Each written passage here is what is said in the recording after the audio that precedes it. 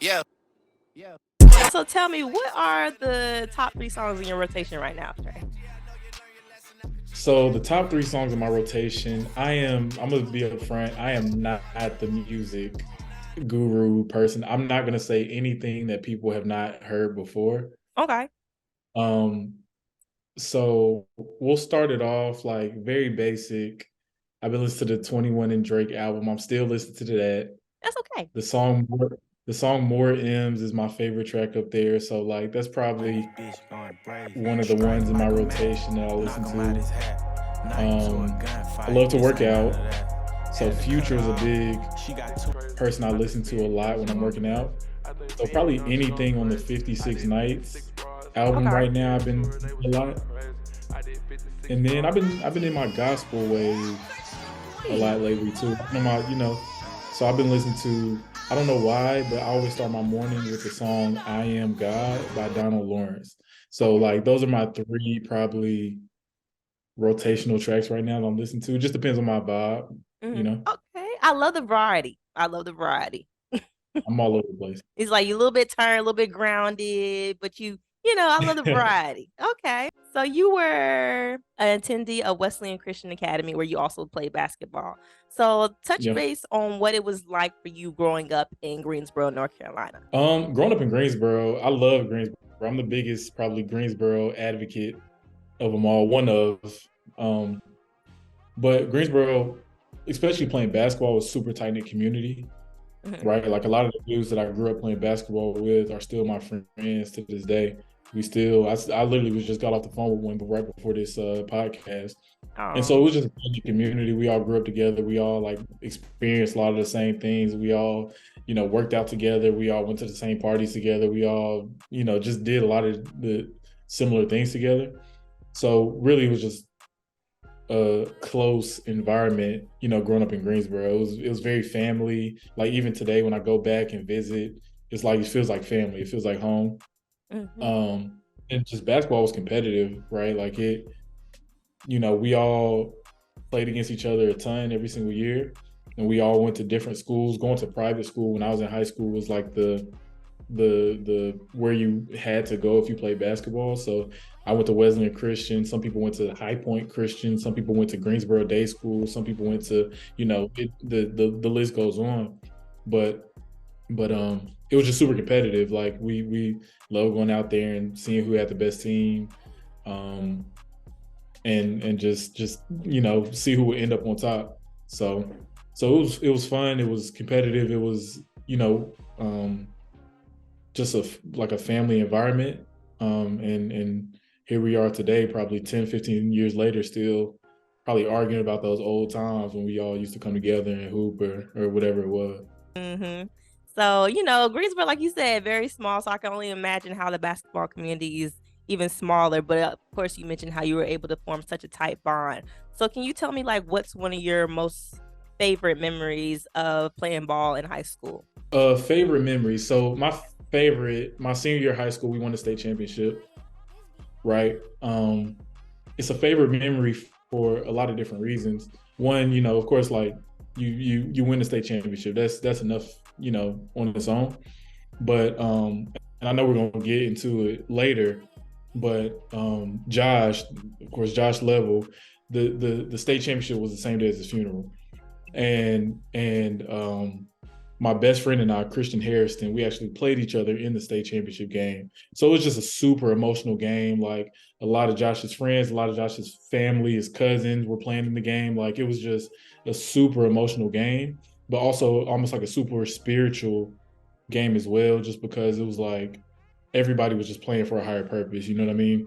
And Mhm. so it was an emotional memory, but it's a favorite memory. It's one that I'll tell forever, tell my grandkids about. So winning it was great, but also just being there with people I consider family is something I'll never forget. For those who may not know who we're talking about, Josh Level, he is a high school basketball player, well, from Greensboro, North Carolina, who passed away February 19th of 2013 from myocardial infection, kind of like it's a heart disease, something like that.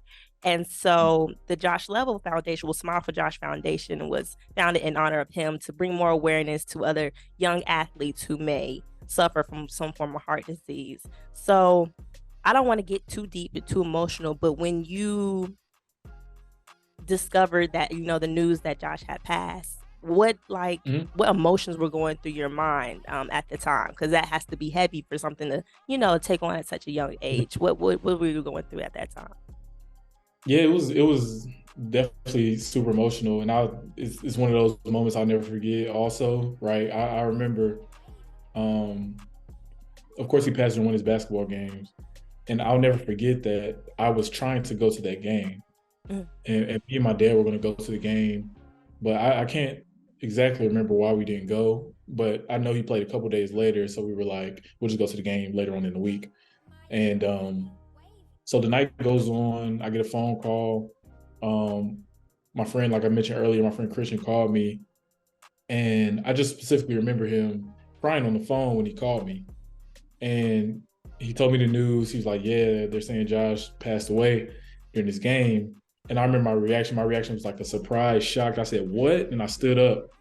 I stood up in my seat, and my mom and dad were in the room with me. I will never forget their faces when I was in the room. It was a face of like shock and like worry, um, anxiety, whatever it was. It was just a lot of emotion. And just in that moment, I broke down crying, right? Like, I heard the news my best friend passed away. It was extremely emotional.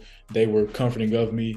And just right in that moment, I just asked, hey, can we go to the hospital? He was in Winston-Salem. I was in Greensboro, probably about a 30-minute drive.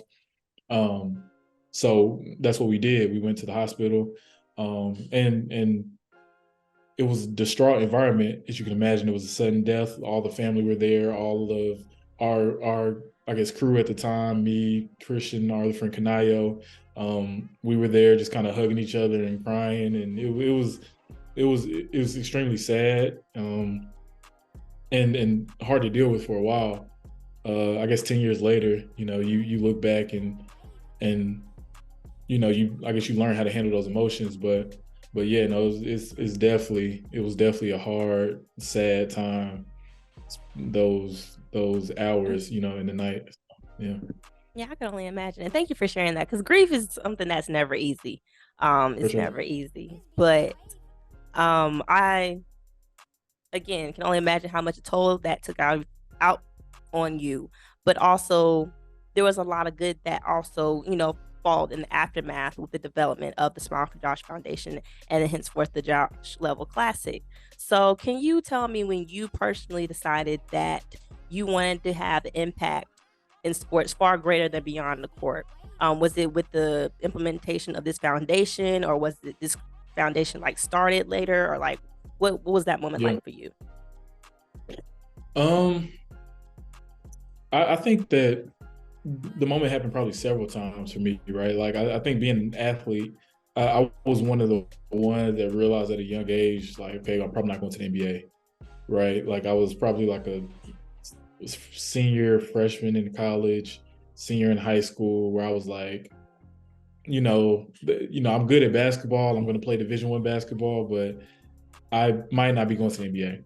So at that moment, I always knew I wanted to be involved, like in sports, and involved in that field some way somehow.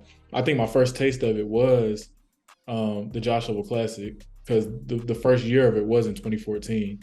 Um, Kanayo Obi Rapu, he was the brainchild of it. He was the founder of it. He did it as a senior project in high school, and he really put it together himself, right? And we got to be an integral part of what he put together. But in that moment, like, you just being a part of the process and seeing the process of it all come together, just let me know, like, hey, this is something that I personally kind of want to do more of in my life, of just um, bringing together community.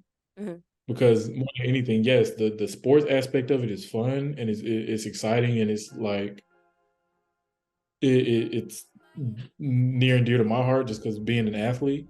Yeah. But more than anything, like every single year that we do it, the best part is just seeing everybody in the stands just enjoy that moment. You know what I mean? Mhm. So I think kind of that first year of the Josh Level Classic, it let me know, like, hey, this is something I want to be around forever. Um, and then beyond that, like I graduated college. I moved to Atlanta right out of college. I worked at a big company working in an accounting department, sitting at a desk every day, kind of reading spreadsheets every day about, stuff that just wasn't passionate to me. And after a time of working there, I knew like I'm just craving the being back in the sports environment and being back around sports. Even though we were still doing stuff with the Joshua Classic, we were still doing, a few other things outside of that. But I just knew like, hey, this is something I need to be doing like full time. I need to be dedicating my time and energy to, because it just meant I was just so just I just love the feeling of being around athletes and being around just the industry. So Mhm. I realized probably a couple moments in life, but those two stick out to me the most. And it also went as far as to where you are now, the director of marketing operations for the College Basketball Parents Association. So, can you talk a little bit about the work you've been able to do within that role? Yeah. So the College Basketball Parents Association, what it is a community of parents, both at the collegiate level and high school level. And it's a free resource for parents. They all come together. It's a network, right? And the point of it is to help them educate and help them empower one another. So things we do, we have great relationships with the NCAA, the men's and women's coaches associations, um, mental health leaders in the space, NIL leaders in the space, and we just really fund all this different educational resources into one place, and just feed the parents with information that helps them help their student athlete make good decisions. And it started. It was a formation out of the pandemic. So we started in 2020. Everything was over Zoom. We had brought in experts month to month.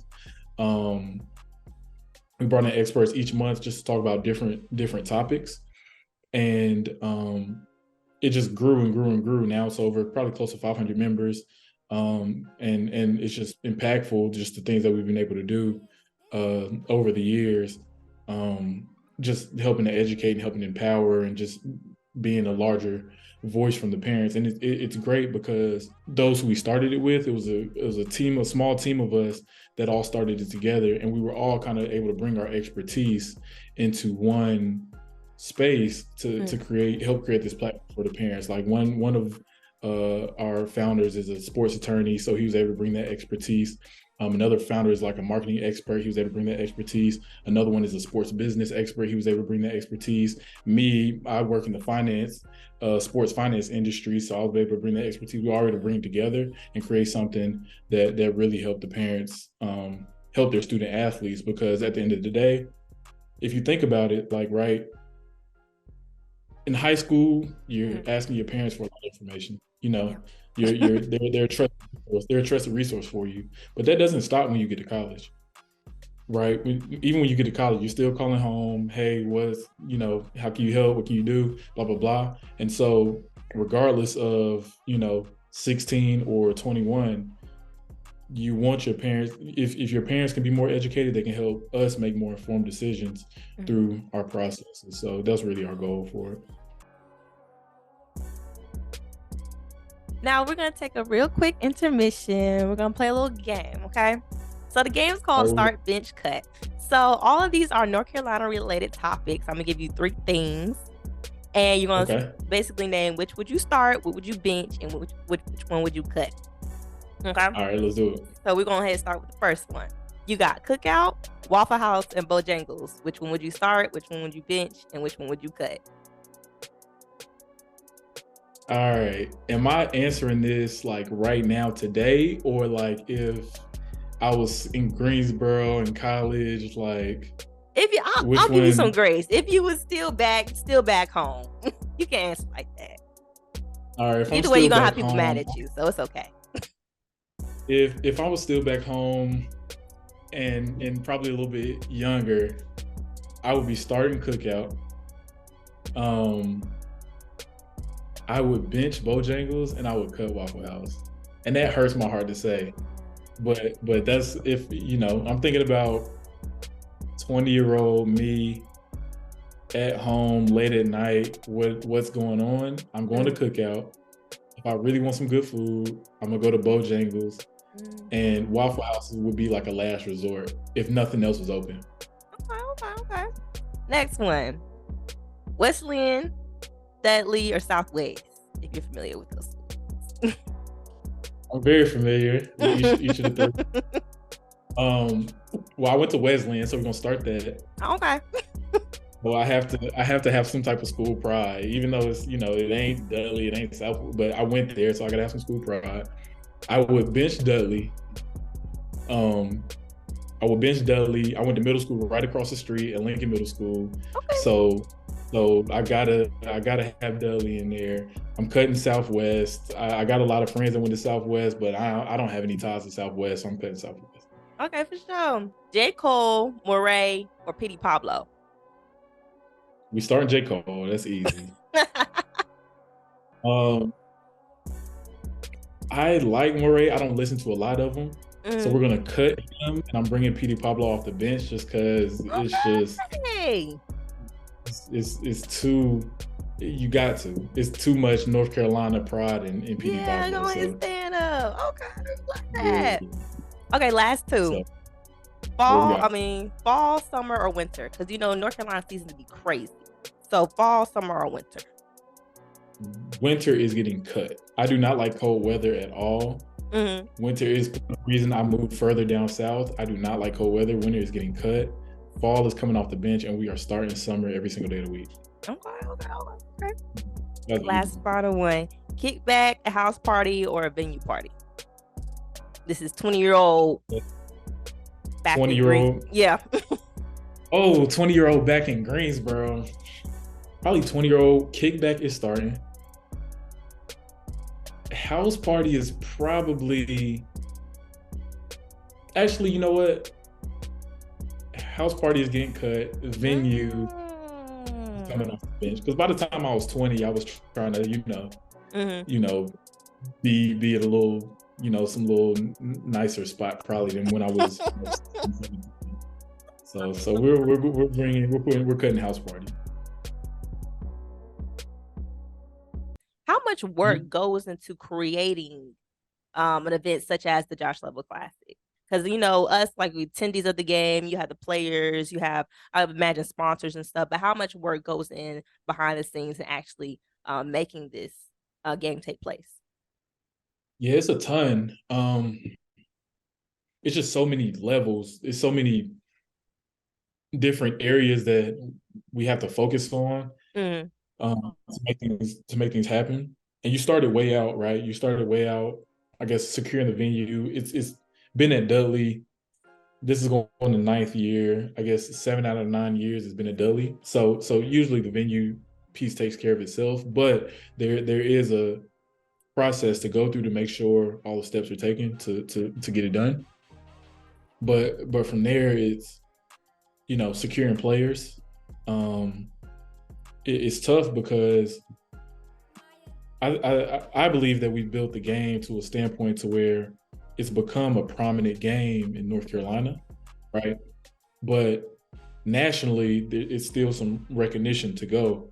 And so we're fighting with a lot of different things. We're fighting with AAU schedules. We're fighting with graduations. We're fighting with when kids are going to college. We're fighting with vacations for families that they've already planned. It's a lot of different things we're fighting with. So like just solidifying that roster is always a challenge just because we're competing against these different obstacles. And then, last year was our first year we added a Rising Stars game. Mm-hmm. So it's a whole nother team that we have to solidify. It's a whole nother roster that we need to solidify. And then this year we're adding a girls game. And so that is a whole nother roster. We're fighting against AAU schedules and the same things. And so that's always a super challenging part. And we have a great team that helps get it done. So much love to our team. Um, however, once you get past that, then you get all the little intricacies, right? Like you get, hey, day of the game, what are we going to do for concessions? What are we going to do for what are we going to do for insurance? What are we going to do for uniforms? What are we going to do for apparel? Are we going to sell apparel? Are we going to Are we going to just give it to the players? Are we going to? It's just so many different things that are built into it, that you just got to keep track of. So it's a lot of work going into it. I think that we've gotten into a place where we almost have a routine, Hmm. but just because we have a routine doesn't make it easier. And there's a lot of places that we all work full time outside the game, right? And so it's something that it's a passion project for us because we all work full time and none of us make any money from it. We just do this for because we're passionate about it. And so that also makes it tough. And I'm putting this out there now in 2023, 2024, we Mm. are going to do an internship because we need the help. And so Oh, we're going to do an internship. We need the help and we want to find additional ways to continue to give back, hmm. especially to the community. And so we're still working on putting it together, but putting it out there now that that is going to be available for this upcoming school year, because we need the help because it is a lot of work getting this done. I don't know whether you decide to do on the college level or high school level, but there's so many, I feel like, limited opportunities in Greensboro Mhm. specifically to get involved with whether it be sports management, sports media, whatever the case may be. And so even like when Mhm. you're in high school, you're still trying to figure this out. So imagine saying like, "Hey, I was able to intern at the Josh Level Classic." That's still creating like, helping out generations but like after us, and that's really dope. So I'll commend y'all for that. You're spot on. That's our goal, right? Like Mhm. our team is also fortunate that all of us work in the sports industry, Yeah. you know, additionally. And so us being able to kind of have an intern that can help us, but also maybe we can help if they want to get in the sports industry. We can help answer questions, whether it be on the finance side, like I do, or on the Mhm. you know the sports management side, or on the coaching side, like. And then also, to all wrap it up on the nonprofit side, because a lot of people want to get into that field too. So we hope for it to be a Mm. give and receive type of relationship because that's what we really want to pour into the next generation. No, that's dope. Also want to shout out, maybe do some sports media opportunities, some sports journalists. Sports If y'all, media, yeah. exactly, exactly, If exactly. any young You kid can't want leave to get on the that. mic, and yeah. That's the most important. Yeah, no, you can't leave that one out. Hmm. But of course, like speaking of having an impact, there's so much success has been able to not only come from this classic, but it also has been able to produce a lot of success. Y'all have been able to have 17 NBA players, 10 first round draft picks, over 100 plus D1 signees that have came through this classic. So, and a lot of notable Theo Pinson, Kobe White, Harry Giles, Brandon Ingram, Bam Adebayo, like a whole bunch of people have been able to come through this classic and put on a showcase for the Greensboro community, and also, of course, support what this classic and foundation is ultimately about. So, how does it feel to Yeah. have that amount of success and natural talent to come through you guys' event? We're grateful. I think first and foremost, just a lot of homage and acknowledgement to just how talented the Southeast is, right? Like, of course, we started in North Carolina, we stretched to South Carolina, Georgia, Virginia, like just this whole Yeah. region. Just shout out to as much talent is in the area. But more than anything, just grateful, right? Like we put this game to honor the legacy of our brother Josh Level, right? And year after year, kids continue to come and play in it because because they want to represent his legacy. Mm. And the first year was insane, right? Like it was all of Josh's friends playing in the game.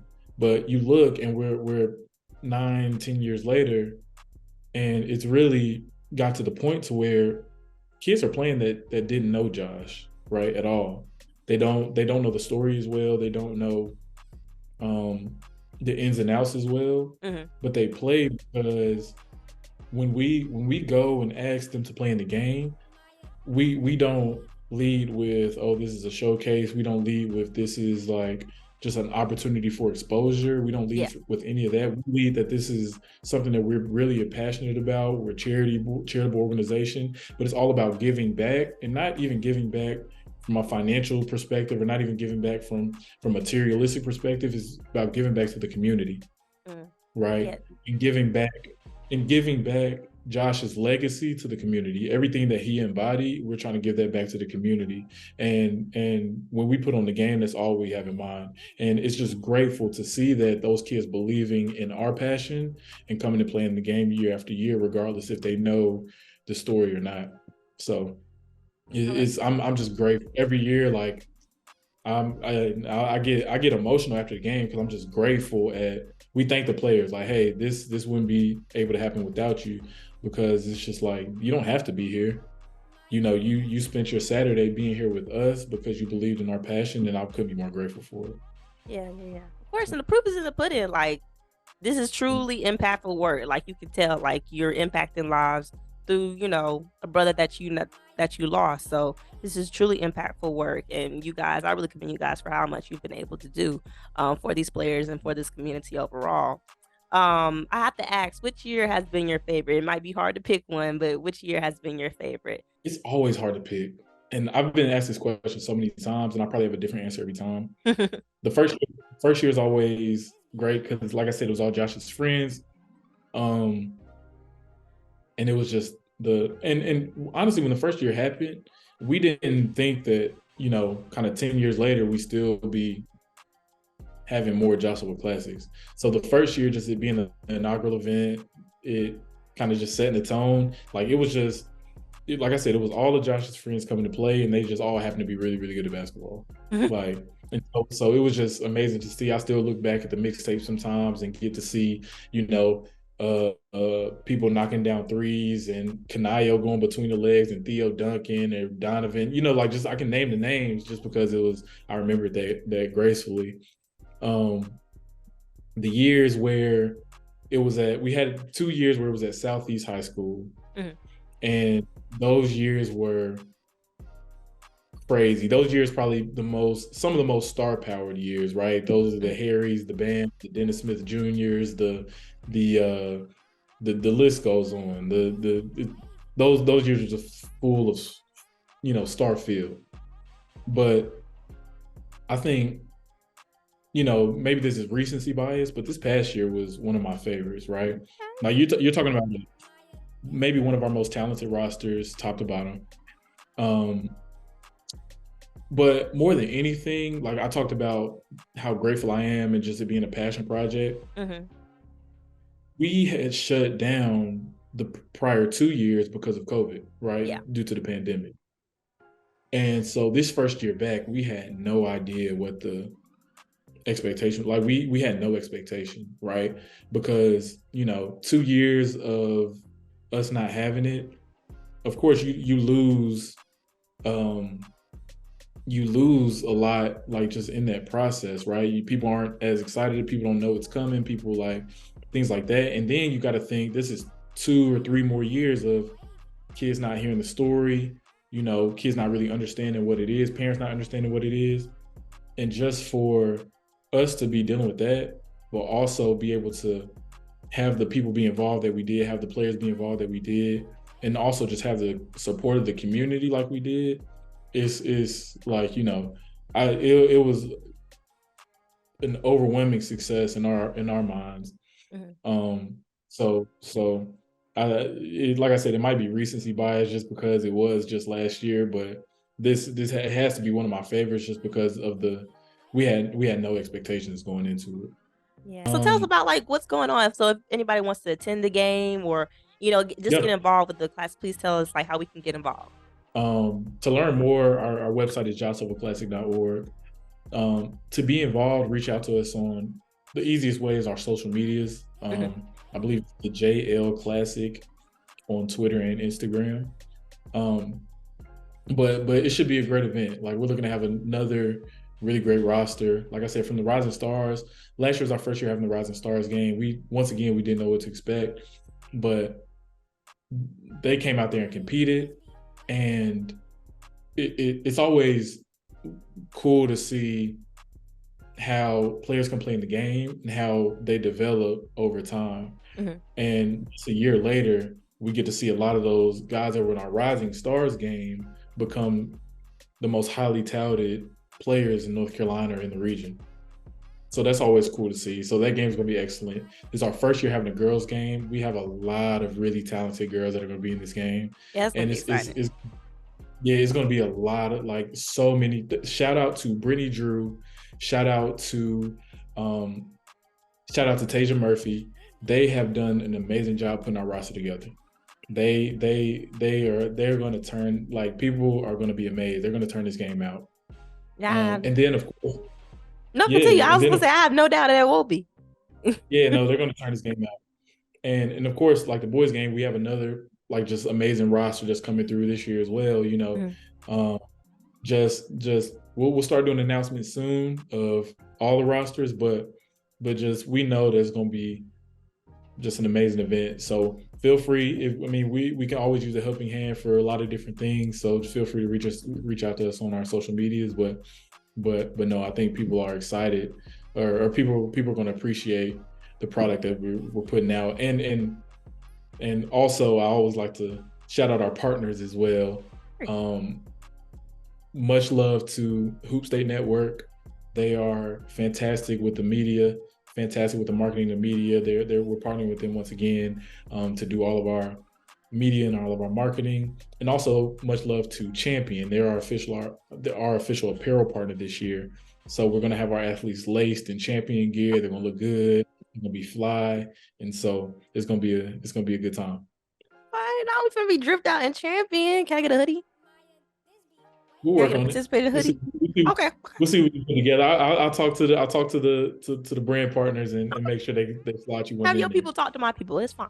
Yeah, we'll connect. We'll connect. Before I get you out of here, I just would love to have you share what's your most I can't even say favorite, but one of your most memorable moments between you and Josh that you guys were able to share. um, my most memorable moments, and it's a long, like, it's not just one moment, Yeah. but it's something I'll never forget that Josh and I always did. And it's corny. People are gonna like. It's probably a little bit cringy. It's probably like, I don't know, Hmm. but for some reason, I always used to drive. But I used to go pick Josh up, and regardless of where we went, Hmm. we would freestyle rap in the car. That's not corny at all. Listen, don't ask me to rap. Don't ask me to do nothing. But it was just the thing that we did. I don't know why. We would, whatever was playing on the radio, we would rap over the beat. Mm. Wherever it was just something we always did. And I am not a rapper. He was not a rapper. We probably were not that good. But I promise I would do anything to freestyle rap over a beat badly with my man once again. So that's probably my favorite moment. That's beautiful. That's beautiful. Thank you so much, Trey, for coming on. I appreciate you bringing more light, shedding more light to the Josh Level Classic and Smile for Josh Foundation, and just about the work you do too. Just want to take a moment to give you your flowers and just say thank you for being part of something like this and just the impact that you have been able to have on not even Greensboro, North Carolina community, but multiple communities from all various communities that these athletes have ranged from. So thank you for the work that you're doing. It's really appreciated. No, thank you. Thank you for having me up here. Thank you for the work that you're doing, just in the sports entertainment space, like just putting people on the platform, kind of creating, shining light on other people trying to shine light. You know what I mean? So no, super grateful for you. Thank you for having me up here. I had a great time. I could go another hour if I needed to, but no, grateful for you. I'm glad to be here, and we'll see you at the game.